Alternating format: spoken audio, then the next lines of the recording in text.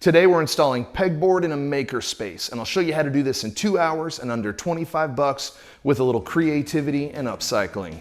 Let's do this. Okay, I'm putting the finishing touches on a makerspace I built for my wife.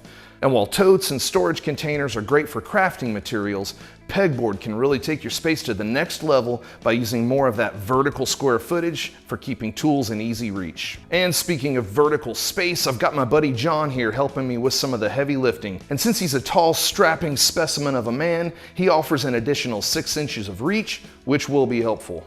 And the beard, am I right? I have a wall that's over 200 inches long, and Pegboard will run the entire distance. A 4x8 piece of Pegboard at Lowe's will cost you about 24 bucks, but I found mine, believe it or not, at Party City. They were closing their stores and selling everything, including the shelves and yes, the Pegboard that was attached to it. I bought several 4-foot sheets of Pegboard for $1 a piece, and if you can find a retail store closing down, the heavy-duty Pegboard they use is about twice as thick as what you can buy at Lowe's. As you know, with installing Pegboard, there's got to be some sort of air gap between the Pegboard and the wall so that the hardware will fit. So I'll be anchoring my Pegboard to some 1x2s, which will be attached to the wall. Now, I could have totally purchased my 1x2s, but I decided to man-cycle myself some from this old box spring that I'm getting rid of. Instead of dumping it at a landfill, I pulled some of the lumber from the frame, and these will be perfect and free. Now, I built this wall with 3 outlets that sit just above the height of a workbench at 36 inches to the top. And at the time, I assumed I'd install the Pegboard above the outlets. Come to find out, that's absurd because my wife is 5'2" and has a hard time even high-fiving full-grown adults. So I'll need to lower the Pegboard height to just above the workbenches so she can reach it. But what about the outlets? I don't want to cover them up. So instead of making weird cutouts in the Pegboard in order to get to the outlets, I decide to extend my junction boxes so they can be flush with the Pegboard. To do this, I purchased 3 junction box extenders at Lowe's. We start the project by taking off the existing wall plates from the existing junction boxes and unscrew the outlets. Don't forget to flip the breaker before messing with your electrical. John then attaches the junction box extenders, which bring out the junction boxes an additional 1.25 inches, which will end up being flush with the Pegboard. Then he screws the outlets into place on the extension boxes. Now we're ready to install the 1x2s. We're installing 3 rows of 1x2s that will hold the Pegboard, a row along the bottom, along the top, and through the middle of where the Pegboard will go. After carefully measuring our positions, we snap a chalk line as a guide.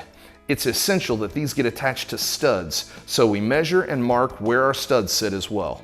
Then we put together 3 full rows of 1x2s from that old bed frame lumber and anchor all 3 rows to the wall. Hey, real quick, if you're receiving any value from this content, I'd really appreciate it if you gave it a big thumbs up. It really does help the channel. And now we're ready for the Pegboard. 3 of these sheets will need a rectangle cutout for the junction box. To minimize cuts, I take John's suggestion of aligning the bottom of the Pegboard with the bottom of the wall plates for the outlets. That way I can cut the hole out from the bottom of the sheet rather than internally. Oh, too easy. Now the Pegboard's ready to be attached to the wall, so we lift it into place and check our cut. And it looks great. And I bought extra wide wall plates in case the saw got a little squirrely, so everything will cover nicely. We use 1.25 inch drywall screws to attach the Pegboard to the 1x2s and use 15 screws per sheet, 5 across each 1x2. We hang the other 4 sheets of Pegboard the same way, cutting out a space for each of the other junction boxes like we did the first one. The final piece of Pegboard is just a touch too long, and so I rip about 1 inch off of the end with my circular saw. And finally, with this being a makerspace, Mrs. Man-Cycle, aka Lady Cycle, adds an artistic finishing flair on the Pegboard, and the place is ready to rock.